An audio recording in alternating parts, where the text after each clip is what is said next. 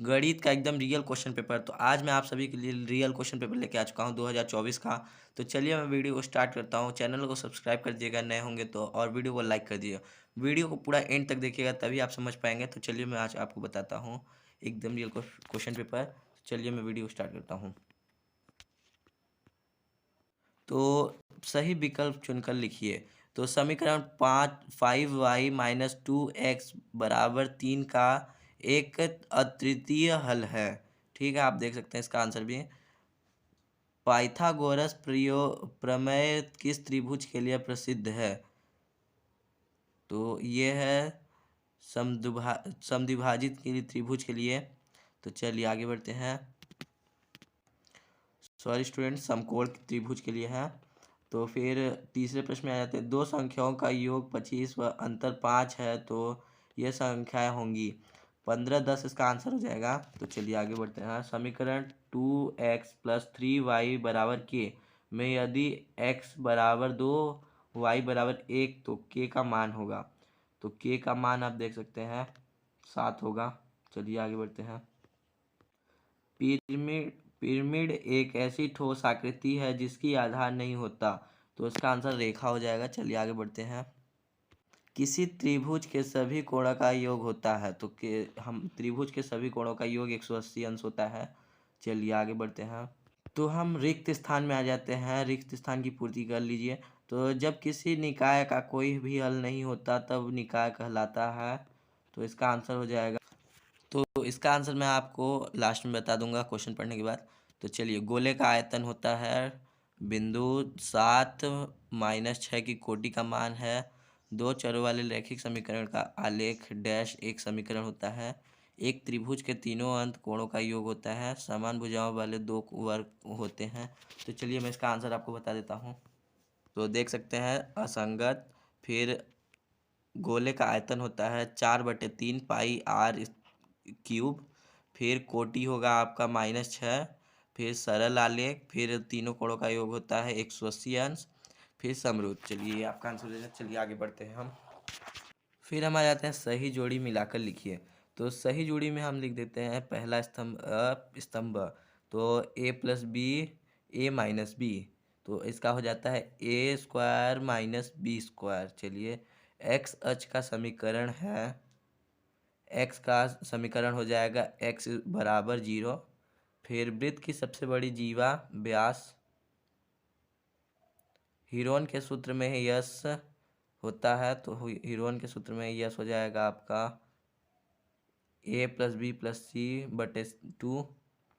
फिर गोले का आयतन हो जाएगा आपका 3/4 पाई r³ फिर उसके बाद सबसे आने वाला प्रेक्षक तो बहुलक हो जाएगा।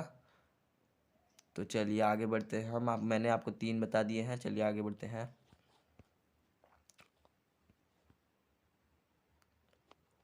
तो चलिए हम आ जाते हैं 1 नंबर के प्रश्न में। तो एक शब्द में उत्तर दीजिए। वृत्त की सबसे बड़ी जीवा क्या कहलाती है? एक त्रिघात बहुपद का उदाहरण दीजिए। समबाहु त्रिभुज क्या होता है? दीर्घ वृत्तखंड में आंतरिक कोण कैसा होता है? 3, 5, 4, 4, 2, 3, 4, 5, 6 का बहुलक ज्ञात कीजिए। चलिए मैं इसका आंसर आपको बता देता हूँ। तो इसका आंसर आप लोग देख सकते हैं। पहले का 1, दूसरे में व्यास, तीसरे में ए × a x² + bx + c = 0।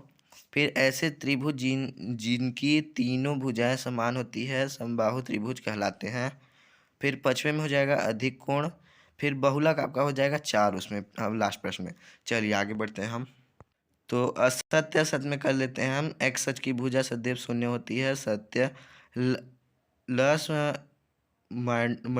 मस बहुपद का गुणनखंड सत्य है। इस ये भी समचतुर्भुज का क्षेत्रफल उनके विकर्णों के गुणनफल के बराबर होता है। अब सत्य त्रिभुजों के तीनों कोणों में योग होता है 180 अंश। सही सत्य समबाहु त्रिभुज का प्रत्येक कोण 50 अंश का होता है। असत्य वृत्त की सबसे बड़ी जीवा त्रिज्या कहलाती है। असत्य। चलिए आगे बढ़ते हैं। परिमेय संख्या क्या है? फिर 1/6 और 1/5 के बीच में के एक परिमेय संख्या लिखिए। चलिए फिर 7वें प्रश्न में 5 + 7 3 + 2 √2 को सरल कीजिए। 1 और 2 के बीच में परिमेय संख्या ज्ञात लिखिए। फिर चलिए आगे बढ़ते हैं।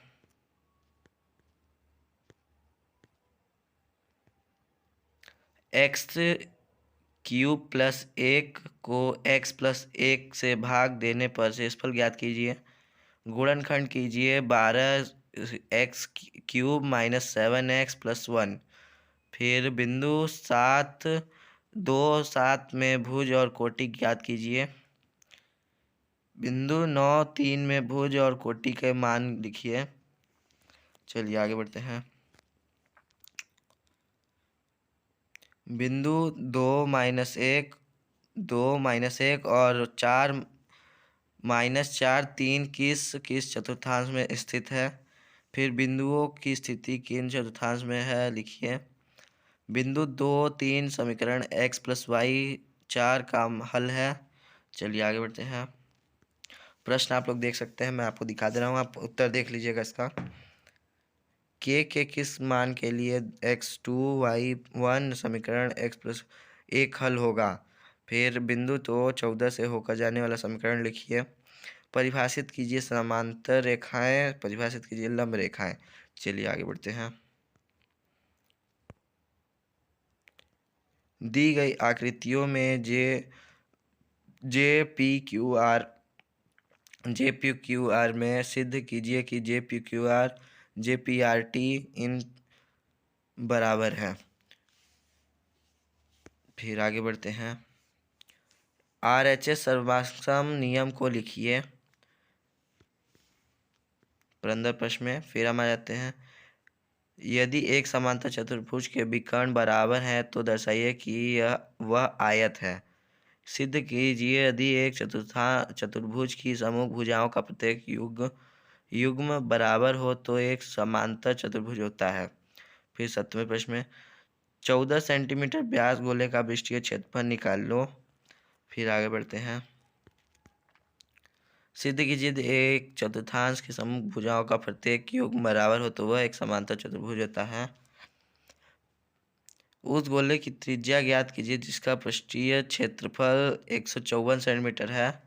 दर्शाइए यदि एक चतुर्भुज के विकर्ण परस्पर समकोण पर समद्विभाजित वह एक समचतुर्भुज होता है। फिर आगे बढ़ते हैं।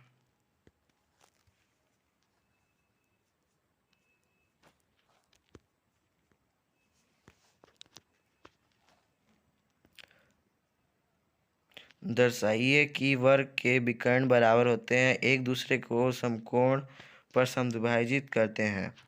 फिर चलिए आगे बढ़ते हैं।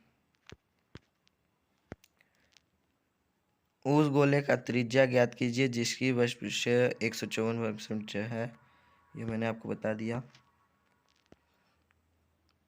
गोले का पृष्ठीय क्षेत्रफल ज्ञात कीजिए जब उसकी त्रिज्या 10.5 सेंटीमीटर हो। गणित की परीक्षा में 15 विद्यार्थी 100 में से निम्नलिखित अंक प्राप्त किए। इन आंकड़ों का माध्यमिक एक बहुलक ज्ञात कीजिए। चलिए आगे बढ़ते हैं। यदि x + y + z 0 हो तो दिखाइए कि x3 + y3 + z3 बराबर 3xyz है। सिद्ध कीजिए कि चक्रीय समांतर चतुर्भुज आयत है। सिद्ध करो कि चक्रीय चतुर्भुज समूह कोणों का योग है। किसी भी त्रिभुज का आधार 16 सेंटीमीटर, शीर्ष लंब 8 सेंटीमीटर है तो उसका व्यास क्षेत्रफल लिखना है। तो चलिए यही था आपका प्रश्न। हम लास्ट प्रश्न में आ जाते हैं। एक समांतर चतुर्भुज का आधार और संगत शेषफल क्रमश 10 सेंटीमीटर और 3.5 सेंटीमीटर है तो उसका समांतर चतुर्भुज का क्षेत्रफल निकालो। तो चलिए ये आपका लास्ट प्रश्न था। आप जरूर इसको पढ़ लीजिएगा, आपको एकदम रियल क्वेश्चन पेपर मैंने बता दिया है। तो चलिए वीडियो को एंड करता हूँ। आई होप मेरे इस वीडियो से आपको बहुत हेल्प मिली होगी। Thank you so much.